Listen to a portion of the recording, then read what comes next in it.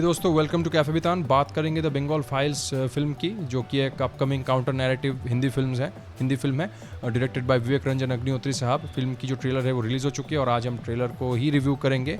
Film इतिहास के दबे हुए उन कड़वी सच्चाई को खोद के बाहर निकालेगी, जिसको काफ़ी ताकतों ने ड्यू टू पॉलिटिकल अपीजमेंट और कोई भी अदर रीज़न हो सामने नहीं लाने दिया और स्टिल नहीं लाने देना चाहती, क्योंकि इससे उनकी बड़ी प्रॉब्लम हो जाएगी। जबकि ऐसा जो कि बिल्कुल गलत है, क्योंकि इतिहास में जो भी घटनाएं घटी हो, चाहे वो ब्रूटल हो, खासकर जो ब्रूटल हो, पॉजिटिव हो नेगेटिव हो, और खासकर जो ब्रूटल हो, उन घटनाओं को एज इट इज़ एक्सेप्ट करना, उनके बारे में जानना बहुत ही ज़रूरी है, ताकि फ्यूचर में ये सब चीज़ें रिपीट ना हो। खैर, तो फिल्म के प्लॉट को देख लेते हैं फिर से। As per my information and observation, film 2 timeline में डिवाइड होगी। कभी करंट टाइमलाइन दिखाई जाएगी, कभी पास्ट टाइमलाइन दिखाई जाएगी, और ऐसे करते करते फिल्म आगे बढ़ेगी और शायद फिल्म ख़त्म हो पास्ट टाइम लाइन में, लाइक कश्मीर फाइल्स, या करंट टाइम लाइन जो भी हो। फिल्म जब फास्ट टाइम लाइन में फिल्म जो पार्टीशन है और उस वक्त मुस्लिम लीग के जो जिहादियों द्वारा डायरेक्ट एक्शन डे जो उन्होंने किया था कोलकाता में, जो टारगेटेड हिंदूज़ के ऊपर जो अटैक्स किए थे, वो दिखाई जाएंगी। और फिर गोपाल मुखर्जी ने अपनी टीम बनाकर जो रेजिस्टेंस क्रिएट करी, वो भी फिल्म दिखाएगी। फिल्म नोआखली राइट को कवर करेगी। फिल्म उस वक्त की जो सोशियो पॉलिटिकल जो डायनामिक्स है उसको भी काफ़ी हद तक बहुत ही खुल के एक्सप्लोर करेगी। और ऐसे करते करते फिल्म जब करंट टाइमलाइन में आएगी, तो करंट टाइमलाइन में फिल्म डील करेगी, ऑफ कोर्स जिहादी एक्सट्रीमिज़म के साथ तो डील करेगी ही, लेकिन कुछ इंपॉर्टेंट इश्यूज़ को हाईलाइट करेगी, जैसे कि इलीगल इमिग्रेशन, जो कि भारत की नहीं यूरोप की भी प्रॉब्लम है और बहुत सी जगहों की प्रॉब्लम है। इलीगल इमिग्रेशन की वजह से डेमोग्राफी चेंज, हिंदू सिविलाइजेशनल जो आइडेंटिटी क्राइसिस, इन सभी चीज़ों को बेहतरीन तरीके से फिल्म एक्सप्लोर करेगी। और किस तरह से ये चीज़ें पनप रही है अपीजमेंट पॉलिटिक्स की वजह से, इसको भी फिल्म कंडेम करेगी एज़ पर माई माई कॉमन सेंस।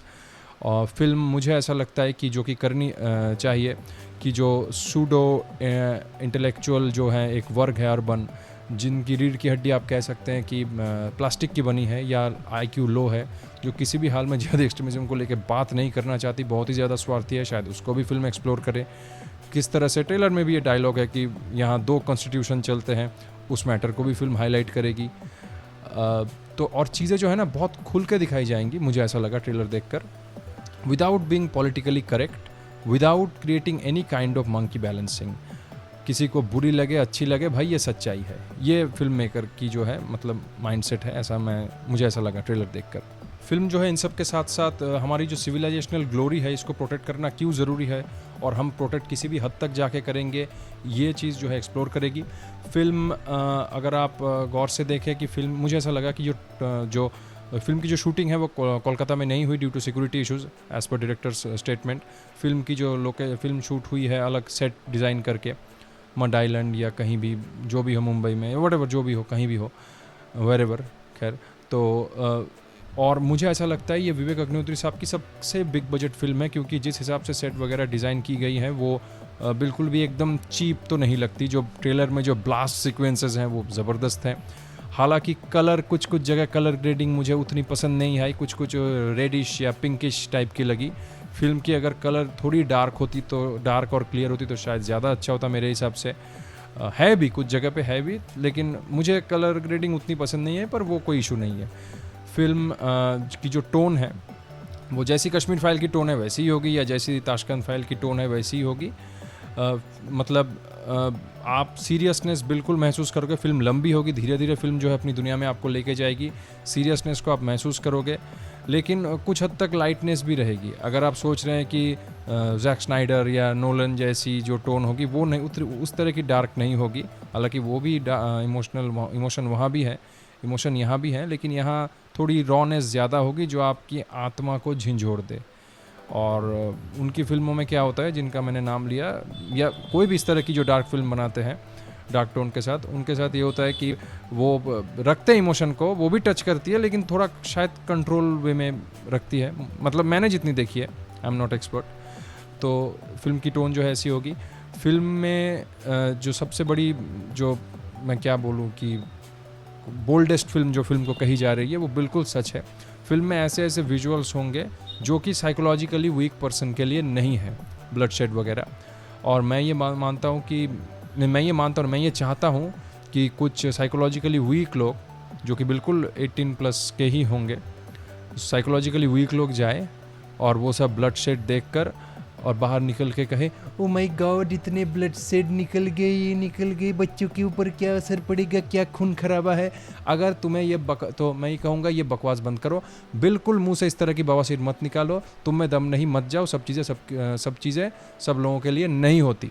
तो एक्टर्स की बात कर लेते हैं। अनुपम खेर किरदार निभा रहे हैं गांधी जी का, और उनको काफ़ी हद तक क्रिटिसाइज़ भी की जाएगी फिल्म में, मुझे ऐसा लगा ट्रेलर देखकर, और कोई भी क्रिटिसिज्म के अबव नहीं है, खासकर पॉलिटिकल लीडर्स तो बिल्कुल भी नहीं है।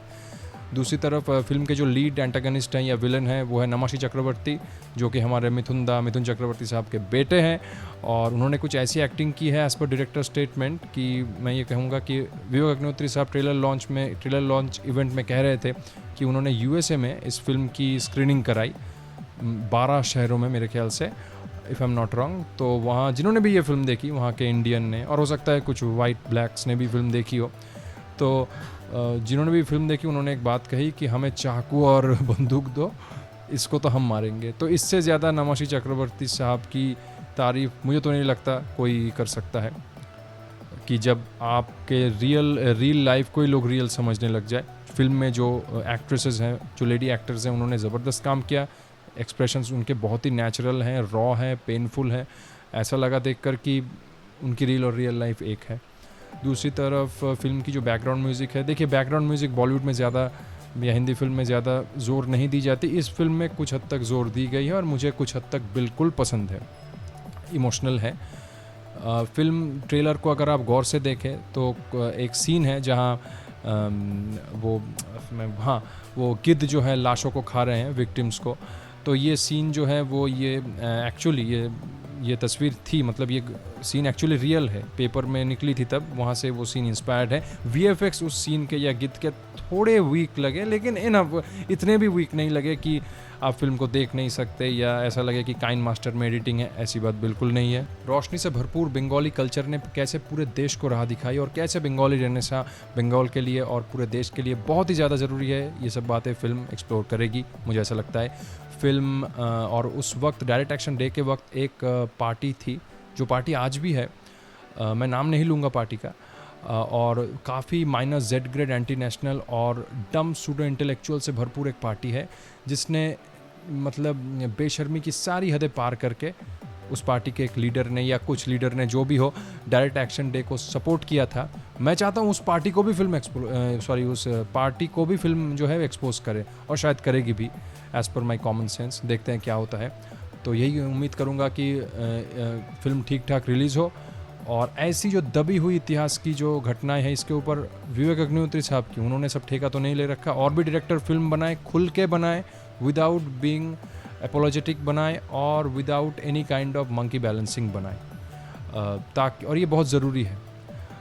और तो मैं उम्मीद करूँगा फिल्म ठीक ठाक रिलीज़ हो। खैर, तो दोस्तों यही था हमारा रिव्यू, मिलते हैं किसी नए वीडियो में, तब तक के लिए खुश रहें, स्वस्थ रहें, एवॉर रहें।